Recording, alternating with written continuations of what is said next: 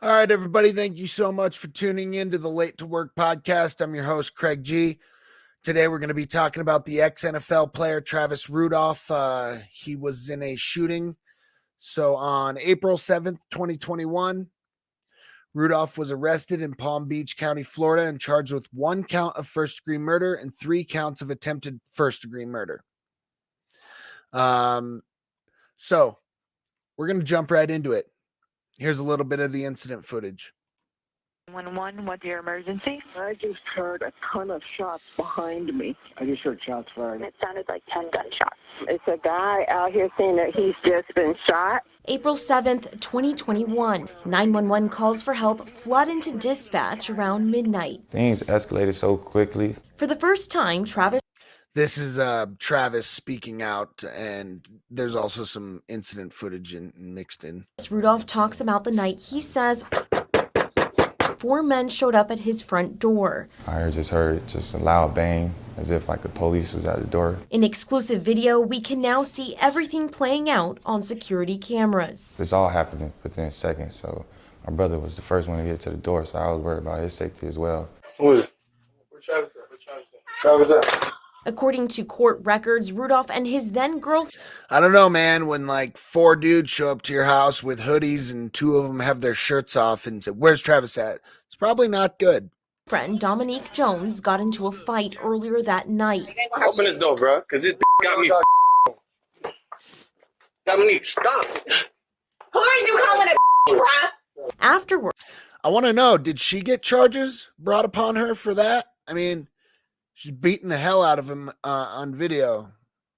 she texted her brother, Keyshawn Jones. Evidence shows they both made threats towards Rudolph. As soon as I came outside, literally, Tyler like, Let's go back to that. Look at the text. She texted her Says, brother, "Go Keyshawn shoot Jones. his shit up. He's a dead man walking. Evidence Travis is a dead man walking. Please go shoot his shit up." She caused this. shows they both made threats towards Rudolph. as soon as I came outside, literally, Tyler like, he sucker punched me to my left eye. It was Tyler and Sebastien. They was like kind of trying to corner me in. And Tyler, he had pulled out his firearm. And during that time, Tyler pulled out his firearm. Sebastien was like, "You messed with the wrong girl. You're gonna die tonight." And then that's when I went back inside and grabbed my firearm. The fight spilling out into the street. The video shows Rudolph then running off his property with an AR-15. I had to do what I had to do, you know what I'm saying, to protect me and my family. My brother was on the ground. I have a better angle of him running out of the house too. I'm going to play. And jumped by 2 of those guys getting kicked. So that's the reason why I went down the street. While they're all in their car, I see 2 firearms pointing at me and my brother. And I couldn't believe it. And it's just a split decision where I just felt like it's either me or and my brother or these guys that's, you know what I'm saying, gonna get hurt. Rudolph firing 39 rounds, the 4 men speeding off. I know people at home are going to question, okay, he has an AR-15 and he fired 39 times. What's your explanation for that? I can't even count how many times I shot, to be honest with you. I got fast reflexes, you know, I play football. And on top of that, Apparently. I felt like I had to keep shooting until the threat is no longer a threat anymore. Did you realize you had shot somebody when that all happened? No, I honestly didn't know I had shot anyone. And my heart sunk. I was just trying to get them away from me and my brother, from killing us, really. Sebastien Jean-Jacques was shot and killed. Tyler Robinson was also shot but survived.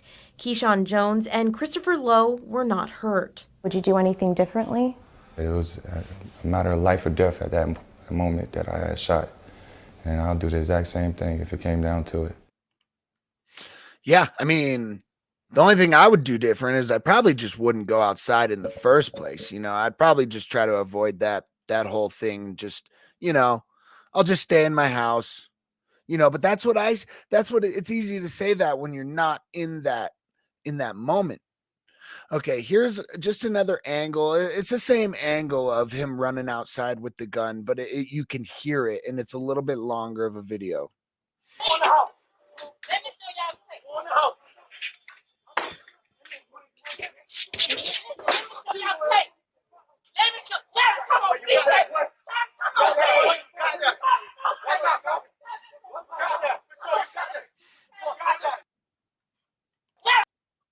You can just hear his mom pleading, "Don't, Travis, please don't." You know, she doesn't want her son to go do what he's about to do. You know, that poor mom is put in the middle of this incident because his girlfriend told her brother to go shoot his house up. This is all occurring because his Travis's girlfriend told her brother to go shoot his house up because of the argument they got in. And if you notice, she was hitting him in the Ring doorbell footage. She was hitting him. So she's going to hit him a bunch of times and then tell her brother to go shoot him. You know, I think there should be consequences for her. She brought this whole incident. I'm not saying everyone else is blameless. I'm not saying Travis didn't have a part in it. Everyone has a part in everything. But I am saying that there should be consequences for somebody who incites violence, similar to the Zachary Latham case. Similar to the Zachary Latham case where he stabbed and killed his neighbor, Timothy Durham. Timothy Durham's wife should have been held accountable because she was inciting violence. I don't know. That's just how I feel. All right, here's a little bit of prosecution's opening statements. Murder begins when self-defense ends.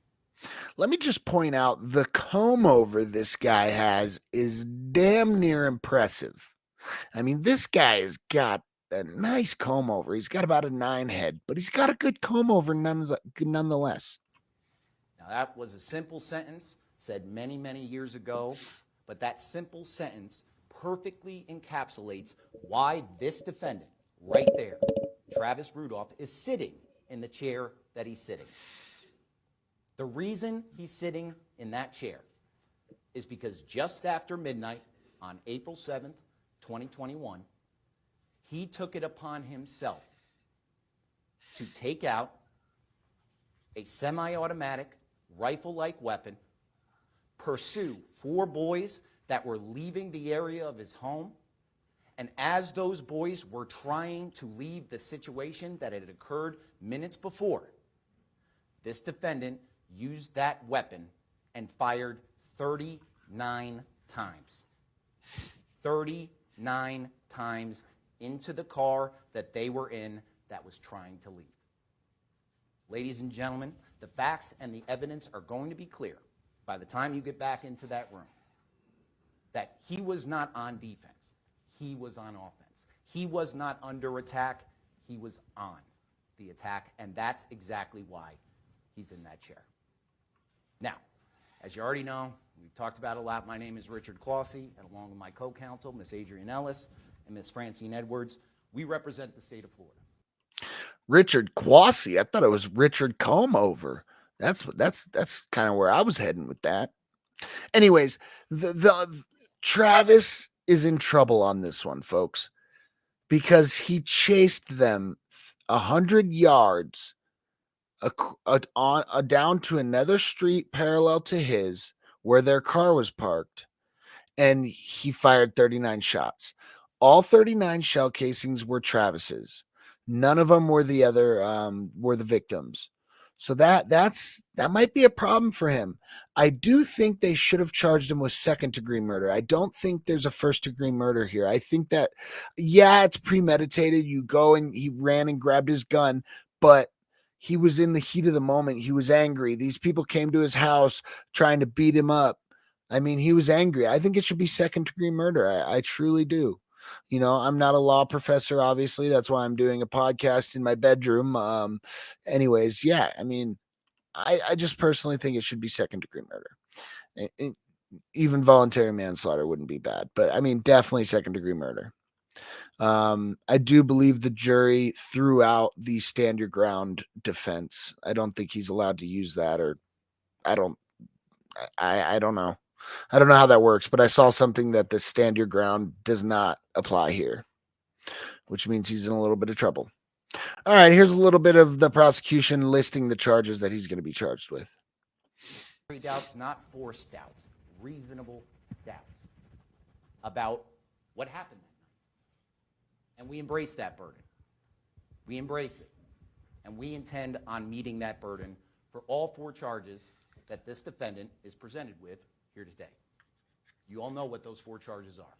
First-degree murder with a firearm for an individual by the name of Sebastien, and 3 counts of attempted murder. 3 counts of attempted murder for Tyler Robinson, Christopher Lowe, Tyler Robinson. Man, that's sad if that guy's got Parkinson's or something that bad where he's shaking like that. You see that? That's why the microphone's ruffling. I don't know if he's nervous or if he's got some sort of ailment, but that's unfortunate.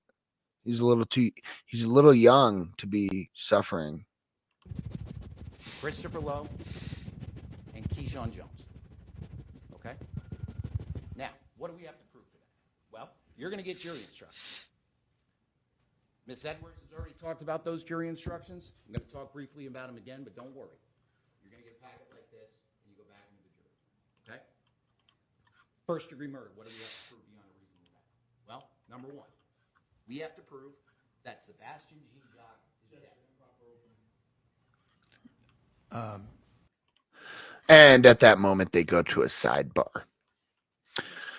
Yeah, so 1 count of first-degree murder and 3 counts of first-degree attempted murder. I definitely think it should be second-degree, and I also think that the sister who incited this should definitely be held accountable. I can't say it enough.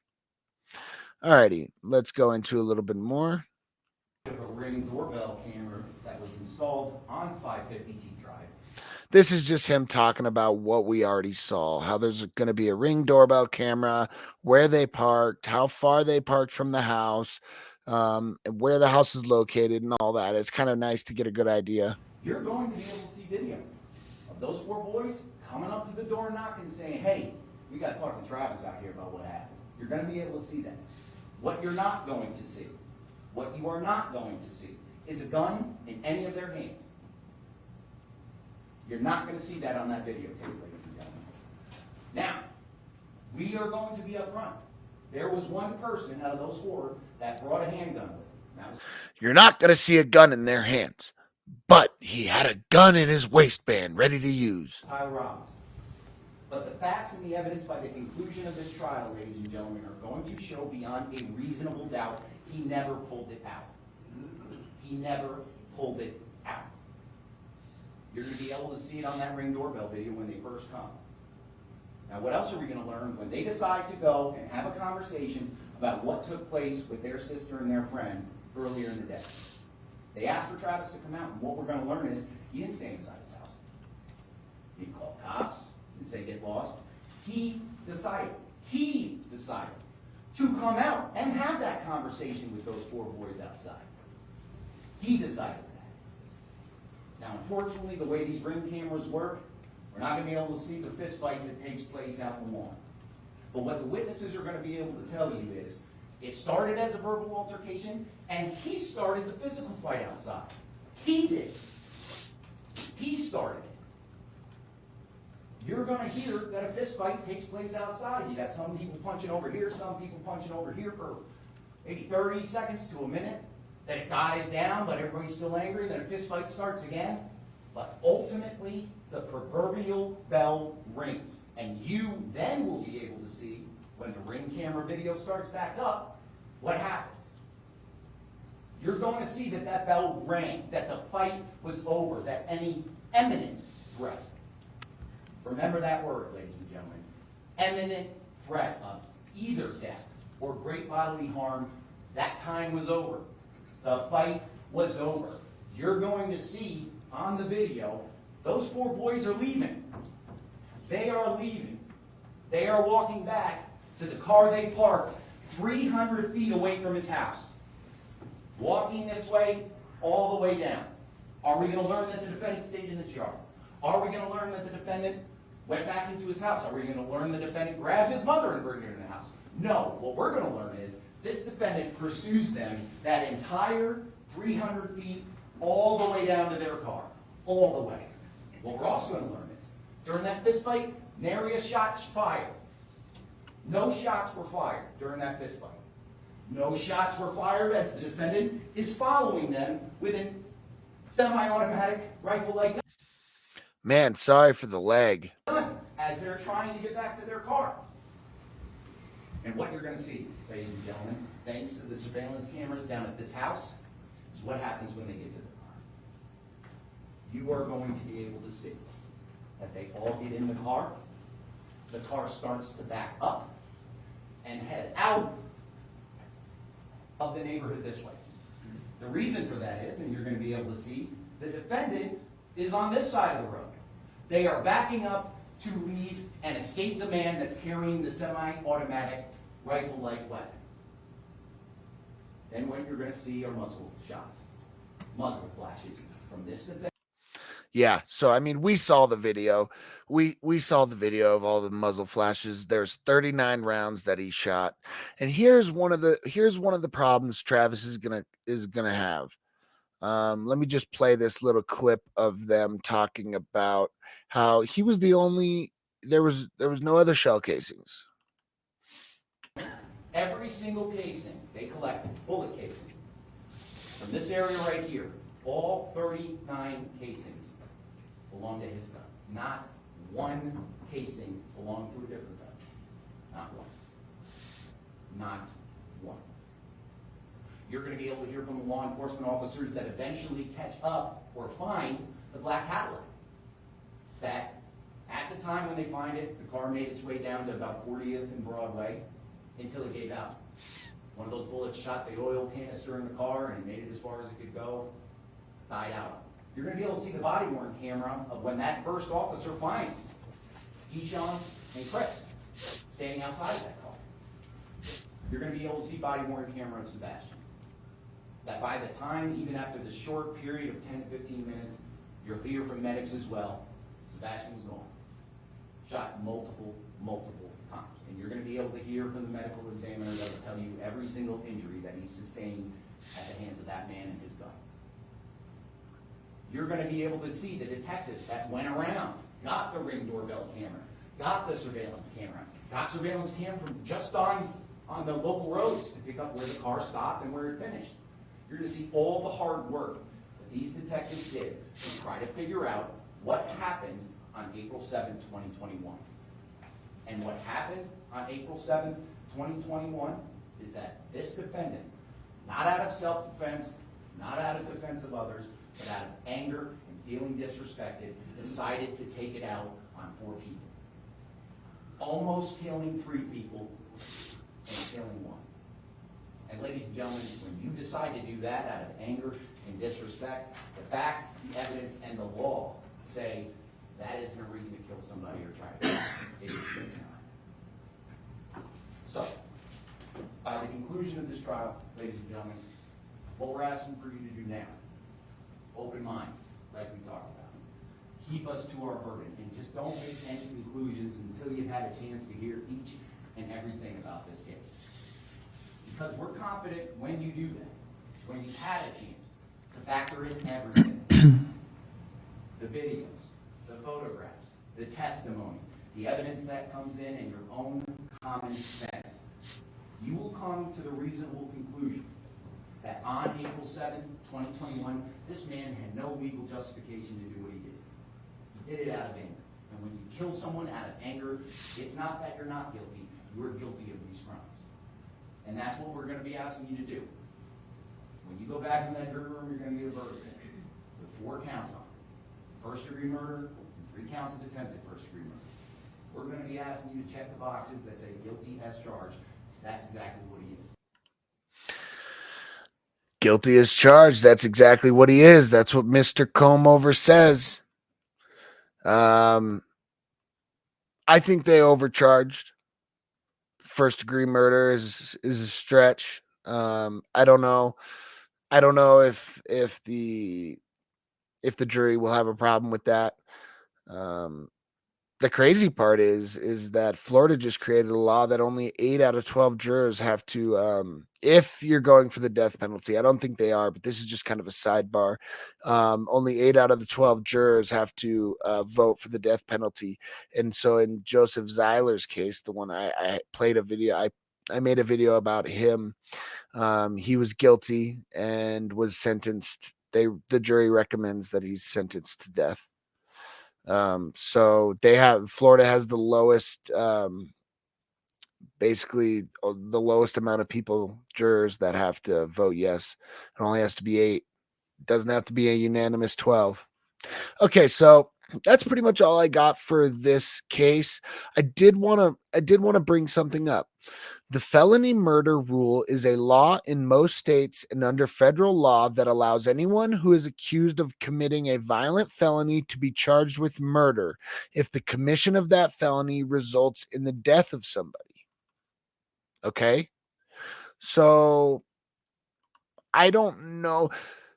I would like to think that the 3 or 4 of them that went to the door, the 3 that survived, is it possible that they could be charged with felony murder since they were committing a crime? I mean, I don't know. Were they committing a crime? That's a gray area. They went up and knocked. Yeah, they were. They went up and knocked on his door and started assaulting him. In my opinion, that seems like it could be grounds for felony murder. Maybe the 3 victims should be held liable. But then I read something like this. In Florida, a person may be found guilty of a capital felony when a person dies during the perpetration of any of the following capital felonies. So it has to be certain felonies: commercial robbery or home invasion robbery, burglary, kidnapping, fugitive escape, arson, sexual assault, battery, active terrorism, unlawful, basically human trafficking. So I guess it has to fall under one of those felonies in order to be charged with felony murder. And I don't know, there could be an argument that it was home invasion. Okay. No, all right. That was a bit of a stretch. But you guys get where I'm coming from. They were assaulting him, and because of what have occurred, a death happened. The sister, Travis's girlfriend, should definitely be held accountable in some way, something, even if it's just for assault, for clearly on that ring footage beating his head in front of the camera. Anyways, so that's pretty much all I got, folks, for this one. I'm going to be posting a video about the defense's opening statements and then also more updates as the trial continues. Today is day 3 of the trial. And I'm going to be posting a follow-up video about what has happened since opening statements and also the defense's opening statements. So thank you so much for tuning in. Thank you for tuning in to Late to Work. Please like and subscribe the channel. Have a wonderful day.